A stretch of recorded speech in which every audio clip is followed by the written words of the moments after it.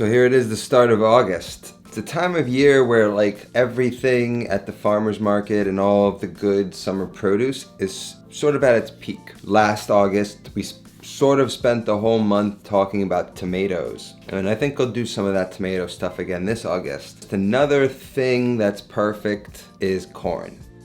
Today I got just the most beautiful corn ever. I mean, you can't really tell, but I can feel it. It's like firm. The corn is plump inside when you peek into it, like I've shown you before. You know, we've covered things about corn. We know how to kind of shuck it now. What we're gonna do with this today is make a beautiful, delicious, light, sweet corn risotto. We made risotto before in the past, a mushroom risotto we did. I'll leave links down to that below. Today we're gonna do a nice sweet corn. Now the thing about risotto is it's a technique. When you know how to make risotto plain, you can add all of these flavors into it, and you can get creative with things like the stock and how you might garnish it and what you put into the risotto as you cook it. So today what we're gonna do is we're gonna shuck some corn, about 4 corn on the cobs. I generally like to do about 1 corn per person as a way of measuring how much to buy. I'm gonna make enough for probably 4,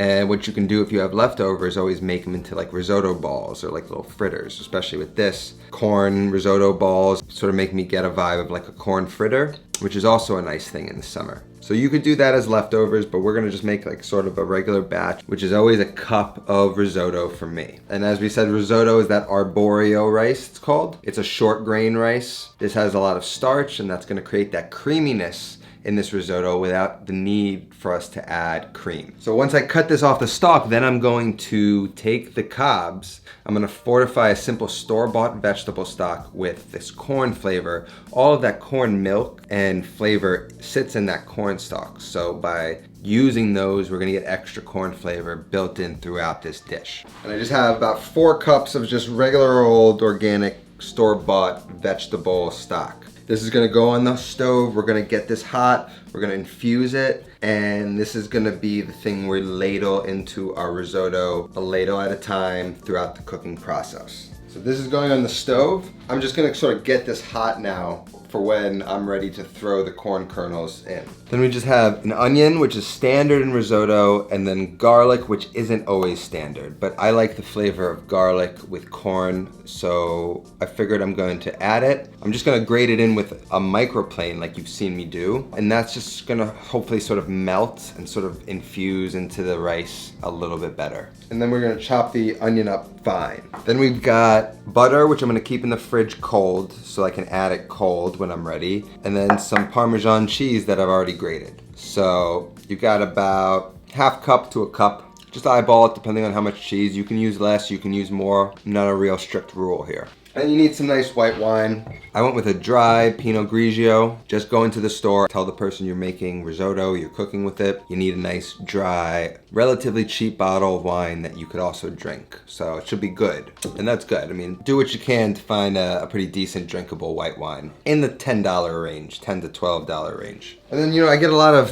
things sent to me, and a friend on Instagram sent me this balsamic that I'm just obsessed about. It's high density balsamic. The density doesn't come at all from sugar. It is a natural evaporation that creates this viscous balsamic vinegar. It's like a natural sort of glaze that it creates over time, so it's like aged. This is what I'm gonna do to just finish around the edges of the risotto to add just like a little bit of acidity and sweetness at the end to complement the corn. I think it'll go really nice. You don't need to add this.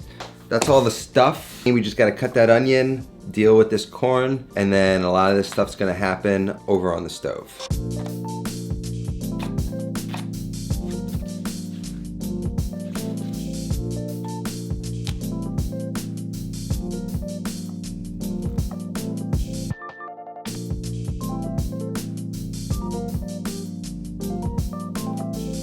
It's pure candy. So this is the corn from 3 corn kernels. Corn on the cob, whatever they're called. That seems like plenty to me. These are actually pretty monster corn kernels, so you may need 3 or 4 to actually go into the risotto. So I have that. I've got my corn on the cobs that are been shucked, that have all of this juice in there. If you run the back of your knife, you start to see all this kind of juice that comes. That's pure corn flavor. So what I'm gonna do is push that stuff into my stock and then into the stock with the corn on the cob. Now I'm gonna get this back on the stove, let that come up to a temperature, extract some of that flavor from the corn into the stock. So now I wanna garnish with some real fresh raw corn in those sort of beautiful clusters that I like to get. So I'm gonna cut it into 3s this time, and then try and slowly just get those nice sort of clusters like that. I haven't quite figured out how to keep them intact. It looks something like this. Throw these into the stock too. So I did my best to keep them intact. You know, you don't have to go crazy. So I got that. Chop my onion real quick.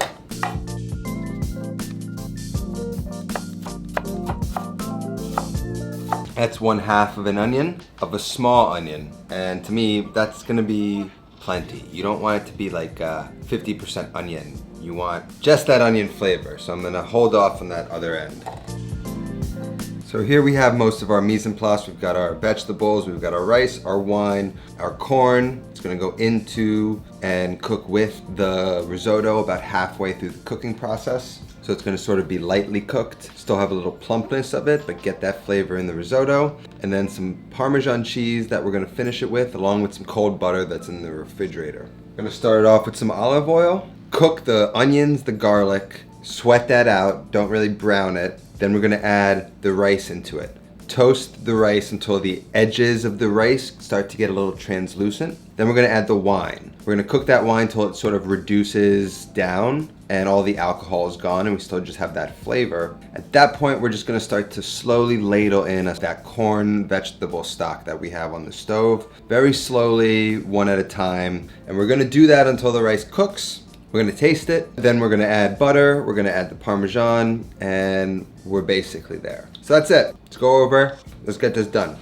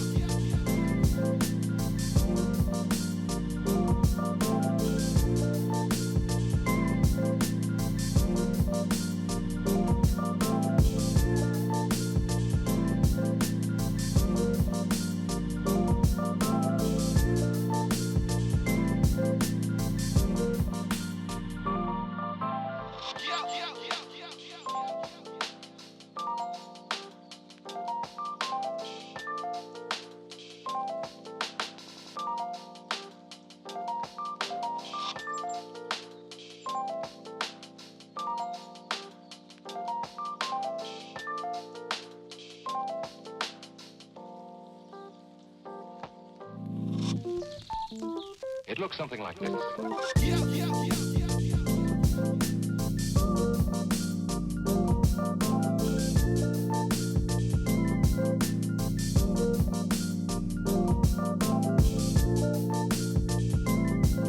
It's already tasting insane. It's a beautiful thing. So now I just got my corn that I'm just gonna kind of lay on top just so you get some nice fresh pearls of these kind of clusters that I like. Again, optional. Another optional is some microgreens. You know, I like that. That adds some color. That's gonna sit nice on top of the risotto. And then another optional, my high density, sort of thick balsamic. I'm just gonna accentuate the dish with, and that's it.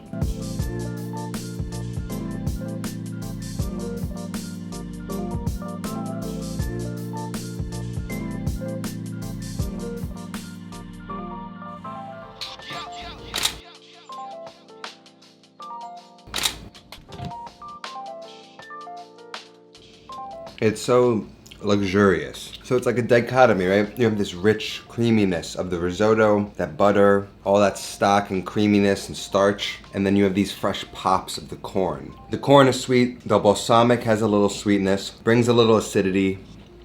This is just a fantastic meal. Takes about 30 minutes to put together, all said and done. And then that butter parmesan mixture in that risotto just makes it taste perfect. It tastes like restaurant quality risotto. And that's really what you want. You almost can't screw it up. It really is a perfect recipe to showcase corn at its peak deliciousness.